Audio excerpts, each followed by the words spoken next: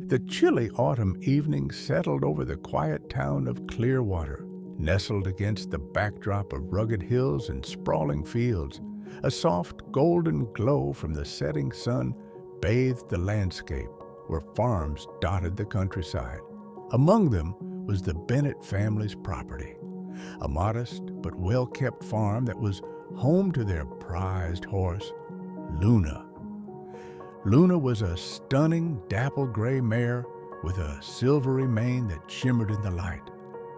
She was the pride and joy of the Bennetts, especially Sarah, the family's 34-year-old matriarch and a skilled equestrian. Sarah's 10-year-old daughter, Emily, adored Luna and spent every free moment brushing her coat or riding along the trails that wound through the nearby hills. Before we continue with the video and dive deeper into the incredible story, I want to ask for your help. I'm aiming to reach 1,000 subscribers by the end of the year, and your support would mean the world to me. If you've been enjoying this content, please hit that subscribe button and join our growing community. And let me know where you're watching from in the comments down below. That evening, as the wind began to pick up and the temperature dropped, Sarah was in the barn, making sure the animals were fed and warm for the night. Luna stood in her stall, calm and composed, nibbling on a fresh bed of hay. Emily watched from outside, her cheeks flushed from the cold as she leaned on the wooden gate, humming softly to the mare. "Luna looks extra peaceful tonight," Emily remarked, her voice a mix of admiration and exhaustion from the day's chores. Sarah chuckled, patting the horse's strong neck. "She always does after a long day. Horses have a way of sensing the calm before the storm." As if on cue, a low rumble of thunder rolled in the distance, and Luna's ears twitched. Sarah frowned, glancing toward the horizon. Thick clouds were gathering, dark and ominous, signaling an approaching storm. "We'd better head in soon," Sarah said, ushering Emily toward the house. "Come on, Luna will be fine in the barn." But later that night, the storm unleashed its fury. Heavy rain lashed against the windows, and powerful gusts howled through the trees. Sarah tossed and turned in bed, unease gnawing at her. She had double-checked the barn's latches before heading in, but something didn't sit right. Unable to shake the feeling, she threw on a jacket and boots and headed outside with a flashlight in hand. The barn door creaked as Sarah entered, and she scanned the stalls. The goats were huddled together, and the chickens were perched silently, their feathers ruffled. But Luna's stall was empty. The gate had been unlatched, the hay strewn across the floor. "Luna!" Sarah called, her voice sharp with worry. The storm masked all sounds, and no answering whinny came. Sarah's heart sank. Luna was gone. The next morning, Sarah and Emily sprang into action, combing the fields and trails for any sign of the mare. They searched for hours, but there was no trace of her. Sarah enlisted the help of neighbors, who joined the search party with their own horses and vehicles. "She wouldn't have gone far," Sarah assured Emily, though her own nerves were frayed. "Luna knows these trails like the back of her hoof." But the day stretched on with no success. Emily clung to hope, her voice breaking as she whispered, "She'll come back, won't she, Mom?" Sarah hesitated before nodding firmly. "We'll find her. She's too smart and strong to get lost." What they didn't know was that Luna hadn't simply wandered off. The mare had bolted into the night, her instincts heightened by the storm. Guided by something Sarah couldn't yet understand, Luna had begun a journey with a purpose that was anything but random. Luna galloped through the storm-soaked hills, her hooves splashing through puddles and her mane whipping in the wind. The rain was relentless, but Luna pressed on, driven by an inexplicable pull toward the horizon. She followed no clear path, weaving through thickets and across rocky outcrops, her movements guided by intuition rather than sight. By dawn, the storm had abated, leaving the land drenched and misty. Luna slowed her pace, her powerful legs trembling with exhaustion. She had reached a valley hidden between the hills, a place she had never ventured before. The air here was still, the landscape eerily quiet except for the trickle of a small stream. Luna lowered her head to drink, her sides heaving from the journey. As she drank, her ears twitched, catching faint, distant sounds, soft cries barely audible over the gurgle of the stream. She raised her head sharply, her keen eyes scanning the surroundings. There, in the distance, was a figure, huddled and motionless. Without hesitation, Luna trotted toward the figure, her steps careful as she approached. As she drew closer, she saw it was a boy, no older than 8 or 9, his clothes muddy and torn. He was slumped against a tree, shivering from the cold, his face pale and streaked with dirt. His eyes fluttered open as Luna's shadow fell over him. "Hey," the boy whispered weakly, his voice barely a croak.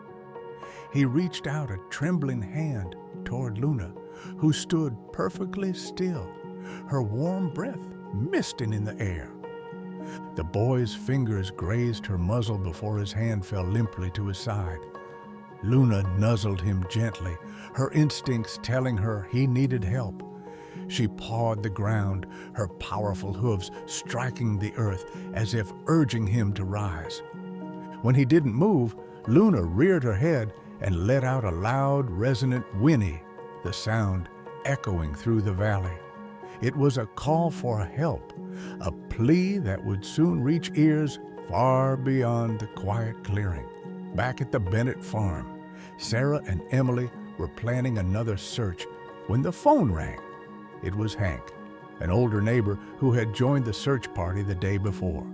"Sarah," he said, his voice urgent, "someone spotted a horse matching Luna's description heading toward the southern valley. You know, the one near the old stream." "Yes," Sarah exclaimed, hope flaring in her chest. "I know it. Thank you, Hank." She and Emily wasted no time saddling up one of their other horses and riding out toward the valley. The trail was muddy and treacherous after the storm, but Sarah pushed forward, her determination unwavering. As they neared the valley, Sarah thought she heard something, a faint whinny carried on the wind. She urged the horse faster, her heart pounding. When they finally reached the clearing, the sight before them was both astonishing and heart-wrenching. There was Luna, standing protectively over a small boy who was huddled against a tree. The mare turned her head at the sound of approaching hooves, her eyes meeting Sarah's with a look that seemed almost triumphant. "Mom, it's a boy!" Emily cried, sliding off the horse before Sarah could stop her. Sarah followed, her boots squelching in the mud as she rushed to the boy's side. He was conscious, but weak, his skin cold to the touch. "It's okay, sweetie," Sarah said softly, wrapping her jacket around him. "We've got you." The boy's lips moved, but his voice was too faint to hear. Sarah glanced at Luna, her heart swelling with gratitude. "You found him," she whispered, stroking the mare's neck. "You saved him." Emily crouched beside the boy, holding his hand. "You're going to be okay," she said gently. "We'll take you home." As they prepared to bring the boy back to the farm, Sarah couldn't shake the feeling that Luna's journey had been more than a lucky accident. It was as though the mare had been guided by something greater, something beyond explanation. And as the sun broke through the clouds, casting a golden light over the valley, Sarah knew their lives were about to change in ways they couldn't yet imagine. The ride back to the Bennett farm was slow and careful. Sarah rode alongside Luna, holding the boy securely in front of her on the saddle. Emily, mounted on their other horse, kept glancing back at Luna, whose demeanor was calm but purposeful. It was as if the mare understood the gravity of the moment. The boy had drifted in and out of consciousness during the journey, murmuring incomprehensible words. He was small and frail, his clothes soaked through, and his cheeks hollow from what appeared to be days without proper food. Sarah's heart ached for him. How had he ended up alone in such a desolate place? And how had Luna known to find him? When they reached the farm, Sarah carried the boy into the house, wrapping him in blankets by the fireplace. Emily fetched warm water and a bowl of broth, while Luna stood outside, watching through the window as if unwilling to leave her post. Sarah noticed her vigilance and felt a chill of awe. There was something deeply instinctual about the mare's connection to this child, and it unsettled and fascinated her at the same time. The boy stirred, his eyelids fluttering open as warmth seeped into his chilled body. He blinked at the unfamiliar surroundings, his eyes darting between Sarah and Emily before landing on Luna's silhouette outside the window. "You're safe now," Sarah said gently, kneeling beside him. "Can you tell us your name?" The boy hesitated, his voice hoarse. "Eli," he whispered. I don't know how I got here." "It's okay, Eli," Sarah reassured him, brushing a damp curl from his forehead. "You've been through a lot. Just rest for now." Eli's gaze lingered on Luna. "The horse," he murmured. She found me." Emily crouched beside him, offering a small smile. "That's Luna. She's special. She brought us to you." Eli's lips curved faintly upward, but exhaustion soon overtook him, and his eyes closed again. Sarah sighed and stood, motioning for Emily to follow her into the kitchen. Later that evening, while Eli slept, Sarah called the local authorities to report the discovery. Sheriff Daniels, a no-nonsense but kind-hearted man in his 50s, arrived at the farm within the hour. He listened intently as Sarah recounted the events leading up to finding Eli. "We'll start looking into missing persons reports," Daniel said, scribbling notes in his worn notebook. "If he wandered away from somewhere nearby, someone has to be looking for him. In the meantime, keep him warm and fed. I'll call as soon as I have any information." Sarah nodded, her gaze drifting to the window where Luna stood, her dark eyes fixed on the house. "Sheriff, it's strange, but it felt like Luna knew exactly where to go. She's never done anything like this before." Daniels raised an eyebrow but didn't comment. "Horses are perceptive creatures. Sometimes they pick up on things we don't. Keep me posted if Eli says anything more." After the sheriff left, Sarah sat at the kitchen table nursing a cup of tea. Emily was curled up on the couch, her eyes heavy with sleep. Luna's silhouette remained outside, a steadfast guardian under the moonlight. Sarah couldn't shake the feeling that the mare had been guided by something beyond instinct. The next morning, Eli was stronger. He ate a hearty breakfast, his appetite voracious after days of hunger. Though he still seemed disoriented, bits and pieces of his story began to emerge. "I remember trees," he said, his voice hesitant as he stared into his bowl of oatmeal. "And a river. I was with my uncle, but then there was a storm. I think I got lost trying to find him." "Your uncle?" Sarah prompted gently. "Do you remember his name?" Eli shook his head, frustration flashing in his blue eyes. "I can't remember much, just that it was raining and I was so cold. I thought I was going to die." Emily, sitting across from him, reached out and placed her small hand over his. "You didn't. Luna found you. She's a hero." Eli's lips trembled, but he managed a nod. "She stayed with me. I felt like she wouldn't let me be alone." After breakfast, Eli insisted on seeing Luna. Wrapped in Sarah's oversized coat, he stepped outside with Emily at his side. Luna perked up at the sight of him, her ears swiveling forward and her nostrils flaring. As Eli approached, the mare lowered her head, allowing him to rest his hand against her muzzle. "Thank you," he whispered, his voice breaking. Luna snorted softly, her warm breath clouding in the crisp morning air. Emily beamed, proud of her horse's heroics, while Sarah watched with a mixture of awe and unease. Luna had always been intelligent and loyal, but this connection with Eli was unlike anything Sarah had ever witnessed. As the day wore on, Sheriff Daniels called with an update. "We've got a lead," he said. "A man reported his nephew missing after they were separated during the storm. Sounds like it could be Eli."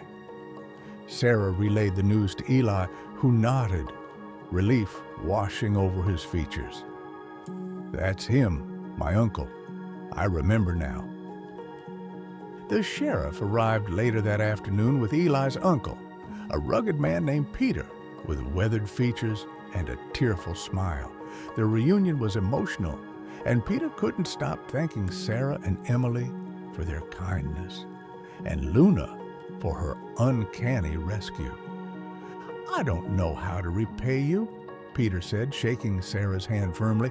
"I thought I'd lost him. And that horse of yours, she's incredible." "She is," Sarah agreed, glancing at Luna, who stood nearby, her tail flicking lazily. "But she's not just my horse. She's a part of our family." Though Eli and Peter were reunited, something lingered in Sarah's mind. Luna's behavior had been too deliberate, too purposeful, to dismiss as mere coincidence. As the days passed, Sarah began to notice subtle changes in Luna's demeanor. The mare would often stand at the edge of the field, staring toward the horizon, as if waiting for something or someone. Emily noticed too. "Mom, do you think Luna's looking for Eli?" she asked one evening as they watched the horse from the porch. "Maybe," Sarah said softly. "Or maybe she's waiting for whatever led her to him in the first place." It wasn't long before Sarah's intuition proved correct. Luna's connection to Eli wasn't just a momentary bond. It was part of something much larger, a thread of fate weaving their lives together in ways they couldn't yet comprehend. The days after Eli's departure felt strangely quiet on the Bennett farm. Luna continued her peculiar habit of standing at the edge of the field, staring toward the horizon. It was as if she were waiting for something or someone. Sarah and Emily often watched her from the porch, their conversations circling back to the uncanny events surrounding the storm and Eli's rescue. "She misses him," Emily said one afternoon, her voice tinged with sadness. "She's waiting for him to come back." Sarah nodded, but remained silent. She couldn't shake the feeling that Luna's actions had a deeper meaning, one that stretched beyond the bond she'd formed with Eli. There was something unspoken, something the mare seemed to know, but couldn't communicate. One evening, as the sun dipped below the horizon, casting the farm in hues of orange and gold, a truck pulled into the driveway. Sarah and Emily exchanged curious glances as a man stepped out. It was Peter, Eli's uncle, holding a sealed envelope. "Sorry to show up unannounced," Peter said, his face serious, "but Eli insisted I bring this. He's been talking about Luna non-stop, and he wrote you both a letter." Sarah took the envelope, her heart sinking slightly. She missed Eli too, and seeing his scrawled handwriting on the front of the letter stirred emotions she hadn't expected. She opened it carefully and began to read aloud. "Dear Sarah, Emily, and Luna, thank you for everything you've done for me. I can't stop thinking about the farm, the kindness you showed, and how Luna saved my life. Uncle Peter says I can't keep talking about it, but I think there's more to Luna than just being a smart horse. I feel like she was sent to me for a reason. Since I got back home, I've started remembering more about what happened during the storm. There was this moment when I thought I couldn't go on anymore, that I felt like someone or something was with me, guiding me. It wasn't just Luna finding me, it felt like she already knew I was there. Uncle Peter said there's a story about my mom growing up near Cedar Falls, where your farm is now. I didn't know much about her childhood because she passed away when I was little, but when I asked him about it, he said she used to have a black horse, just like Luna. Do you think it could be connected? I know it sounds crazy, but I can't help feeling like Luna is more than just a hero. I hope I can visit you all again soon and figure out why this feels so important. Take care of her for me. Love, Eli." Emily gasped as Sarah finished reading. "Do you think Luna could have known Eli's mom?" she asked, her eyes wide. Sarah sat in stunned silence, the letter trembling slightly in her hands. It sounded impossible. Horses didn't have memories that spanned decades, but Luna's behavior, her insistence on finding Eli, and now this connection to his late mother, it defied logic. Driven by a need for answers, Sarah decided to investigate Eli's claim. She searched through local archives and old property records, hoping to uncover any link between her farm, Eli's family, and Luna. What she discovered left her speechless. Years ago, the property had belonged to a family named Harper, Eli's mother's maiden name. Among the records was a photograph of a young girl, around 10 years old, standing beside a striking black horse. The caption read, "Clara Harper and Starfire, 1983. Sarah's hands trembled as she held the photo. Starfire looked identical to Luna, the sleek black coat, the intelligent gaze. It was as if the horse in the picture had stepped out of the past and into the present. But how could that be?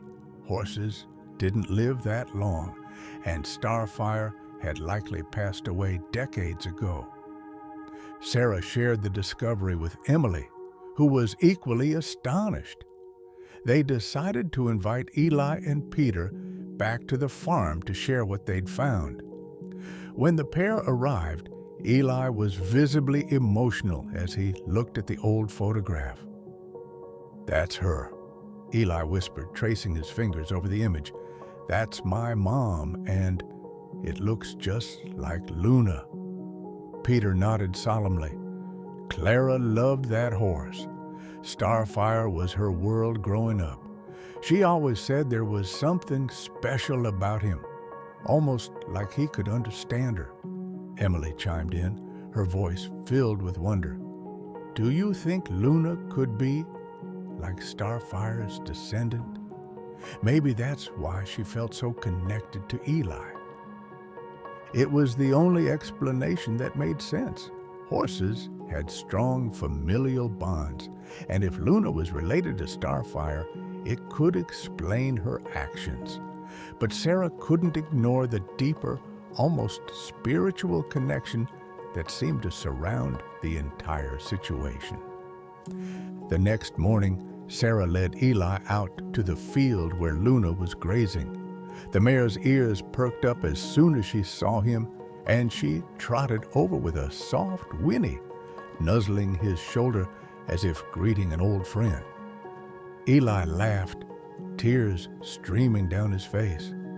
She remembers me, he said, stroking her neck. I think she remembers my mom, too. Luna stood still, her dark eyes filled with a quiet understanding. Sarah and Peter watched from a distance, both awestruck by the scene unfolding before them. Over the next few days, Eli and Luna became inseparable. It was as if the mare had been waiting for him all along, and their bond deepened with each passing moment. For Sarah, watching them together brought a sense of closure she hadn't realized she needed. Luna's actions had led to something extraordinary, a connection that transcended time and logic. When it was time for Eli and Peter to leave, the goodbyes were bittersweet. We'll be back, Peter promised. This place means too much to us now. Eli hugged Luna tightly, whispering words of gratitude into her ear. The mare nickered softly, her nose brushing against his cheek. As the truck disappeared down the driveway, Sarah turned to Emily. You know, she said, I always believed Luna was special, but now I know just how extraordinary she really is. Emily nodded, her gaze fixed on the horizon. It's like she was waiting for Eli all along. Maybe she's been waiting for this moment her whole life. Luna stood in the field, her silhouette framed by the golden light of the setting sun. To Sarah and Emily, she wasn't just a horse. She was a guardian, a guide, and a bridge between the past and the present. And as they watched her graze peacefully, they knew their lives had been forever changed by the mystery and magic she had brought into their world.